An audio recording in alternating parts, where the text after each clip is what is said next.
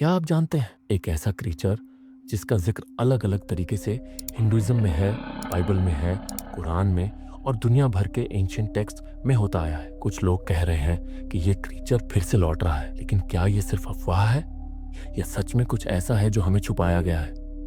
अगर आपने हमारी पिछली वीडियो देखी है तो आपको याद होगा कि हमने बताया था कि लेवायथन के वापस आने की खबर दुनिया भर में कैसे फैल रही है। पर आज हम बात करेंगे कुछ ऐसे क्रीचर की जो सिर्फ अफवाह नहीं बल्कि हिंदू धर्म के इतिहास का एक हिस्सा है। सुकी, वृत्रसर और अलग अलग क्रीचर हिंदुइज्म में बार बार आकर समुद्र के इस क्रीचर लेवियथन की और इशारा कर चुके हैं। सबसे पहले बात करते हैं वसुकी की। शायद आपने इसका नाम सुना हो। वसुकी वो सांप जो भगवान शिव के गले में नाग बनकर विराजमान है। पर क्या आप जानते हैं कि वसुकी का सच इससे काफी गहरा है?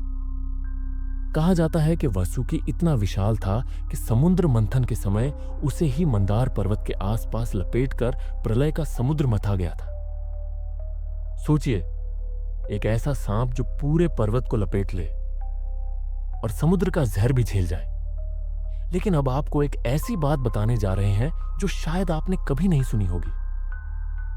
हाल ही में साइंटिस्ट्स को एक ऐसी डिस्कवरी मिली है जो वसुकी की कहानी को सिर्फ मिथ नहीं बल्कि सच बनाती है। अंटार्कटिका के बर्फ के नीचे कुछ ऐसी हड्डियां मिली हैं जो किसी आम प्राणी की नहीं लगती। ये हड्डियां इतनी विशाल हैं कि एक्सपर्ट्स ने पहले इसे किसी डायनासोर का स्केलेटन माना, पर जब डीएनए एनालिसिस हुआ तो हैरान कर देने वाले रिजल्ट्स आए। ये हड्डियां किसी रेप्टाइल स्पीसीज की हैं जो शायद 100 फीट से भी ज्यादा लंबी थी। क्या ये वही वसुकी है जिसका जिक्र हिंदू धर्म के ग्रंथों में मिलता है? क्या ये प्राचीन युग का कोई लेवियन ही था जो वासुकी के रूप में जाना गया? और अब बात करते हैं वृत्रसूर की। वृत्रसूर की कहानी तो और भी ज्यादा चौंकाने वाली है। कहा जाता है कि वृत्रसूर एक विशाल सांप था जो इंद्रदेव से युद्ध करने आया था। पर यह आम सांप नहीं था। इसकी शक्ल देखकर स्वयं इंद्र भी डर गए थे।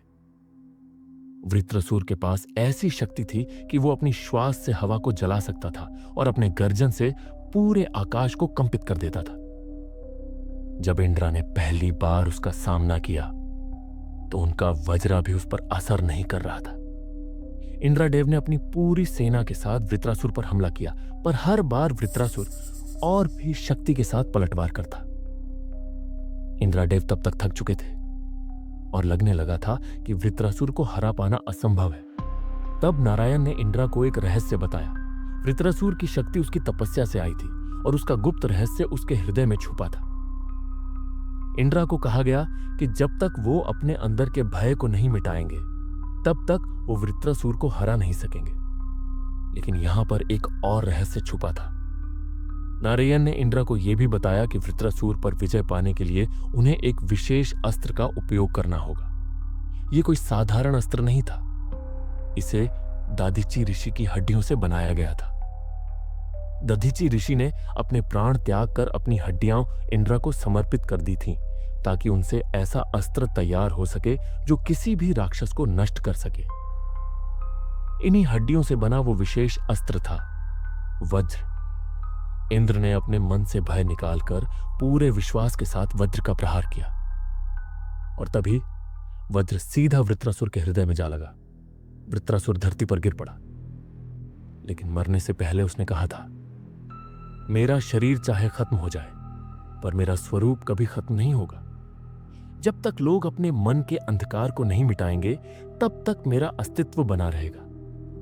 यह वो शाप था जो वृत्रासुर ने मरने से पहले दिया था। और अगर आप ध्यान से देखें तो यह शाप महज एक चेतावनी नहीं, एक डरावना सच है जो धीरे धीरे हमारे सामने आकार ले रहा है, क्योंकि यह किसी स्थान, समय या युग तक सीमित नहीं था। यह शाप इंसान के स्वभाव से जुड़ा था। वृत्रासुर अधर्म का प्रतीक था, लालच, अहंकार और स्वार्थ का फिजिकल रूप। वो सिर्फ बाहरी राक्षस नहीं था, वो हर इंसान के भीतर छुपी वो बुराई थी जो समय के साथ और ताकतवर होती जाती है। और आज क्या हम अपनी दुनिया में वही सब कुछ नहीं देख रहे हैं? आज के समय में झूठ, कपट और हिंसा दिन ब दिन बढ़ती जा रही है। क्या यह सब वृत्रसूर की उस भविष्यवाणी को सच साबित नहीं कर रहा? क्या हम खुद ही अपनी बुराइयों के जरिए वृत्रासुर को फिर से बुला रहे हैं? शास्त्रों में लिखा है कि वृत्रासुर का शरीर तो मारा गया था, लेकिन उसकी चेतना, उसका अस्तित्व अधर्म की ऊर्जा में समा गया। मतलब जब जब दुनिया में अधर्म अपने चरम पर पहुंचेगा, जब जब इंसानियत अपनी पहचान खोने लगेगी, तब तब वृत्रासुर अपनी ऊर्जा के रूप में फिर से जन्म लेगा, और इस बार उसे हराना पहले से कहीं ज्यादा मुश्किल होगा। क्या वृत्रासुर को वापस आने से रोका जा सकता है? शास्त्रों में इसका उत्तर छुपा है। ऋषि मुनियों ने बताया है कि वृत्रासुर को हराने का सबसे बड़ा उपाय है धर्म का जागरण। मनुष्य को अपने भीतर का प्रकाश जलाना होगा, सत्य, दया और प्रेम को अपनाना होगा, क्योंकि वृत्रासुर अधर्म से जन्मा था और अधर्म को धर्म ही खत्म कर सकता है। शास्त्रों के अनुसार इस बार कोई इंद्र या कोई अवतार नहीं आएगा। इस बार युद्ध इंसानों को ही लड़ना होगा, अपने भीतर के अंधकार के खिलाफ, क्योंकि ये लड़ाई बाहर की नहीं, हमारे अपने भीतर की होगी। कुछ लोग मानते हैं कि बाइबल का लिव्यंत वही वृत्रासुर है जो अब भी समुद्र के गहरे पानी में कहीं छुपा हुआ है, अपना वक्त आने का इंतजार कर रहा है। जैसे ही इंसान अपनी चरम सीमा पार कर देगा, वैसे ही वो निकल आएगा, और वो दिन अब ज्यादा दूर नहीं। हिंदू धर्म में और भी कई ऐसे सांपों का जिक्र मिलता है जो लिव्यातन से काफी मिलते जुलते हैं। तक्षक, वो नाग जिसने अर्जुन के वंशज परीक्षित को अपने विष से भस्म कर दिया था। शेषानाग, वो नाग जो अपने 100 फणों के साथ पूरे ब्रह्मांड को संभालते हैं और विष्णु भगवान के शैया के रूप में भी जाने जाते हैं। कर्कोताक, वो नाग जिसका विष इतना भयानक था कि एक बार उसने राजा नाला को छूकर काला कर दिया था। कालिया नाग, वो नाग जिसने यमुना नदी को विषैला बना दिया था, लेकिन कृष्ण भगवान ने उसके फण पर नृत्य करके उसे वश में कर लिया था। अब आप ही सोचिए, क्या ये सब बस कहानियां हैं या फिर इनके पीछे कुछ ऐसा सच है जो हमें नहीं बताया गया? बाइबल के हिसाब से लिव्याथन एक ऐसा सांप है जो समुद्र के गहरे अंधकार में छुपा हुआ है। कहा जाता है कि उसके शरीर पर ऐसे कांटे हैं जो तलवार से भी नहीं काटे जा सकते। जब वो अपना मुंह खोलता है तो आग निकलती है और धुआं उसका ताज होता है। लेकिन ये जो बयान है, ये वृत्रासुर के डिस्क्रिप्शन से मिलता है। तो क्या बाइबल का लिव्याथन असल में वृत्रासुर ही था, या फिर ये वसुकी, तक्षक और शेषनाग का रूप था?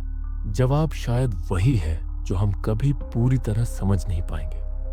पर एक बात तो तय है, इन कहानियों में ऐसे राज छुपे हैं जो आज भी दुनिया के सबसे बड़े रहस्यों में शामिल है। और अगर आपको इन राज्यों में और गहराई से जाना है तो हमारी पिछली वीडियो भी जरूर देखें। वीडियो को लाइक, चैनल को सब्सक्राइब और अपने दोस्तों तक शेयर करना मत भूलिएगा।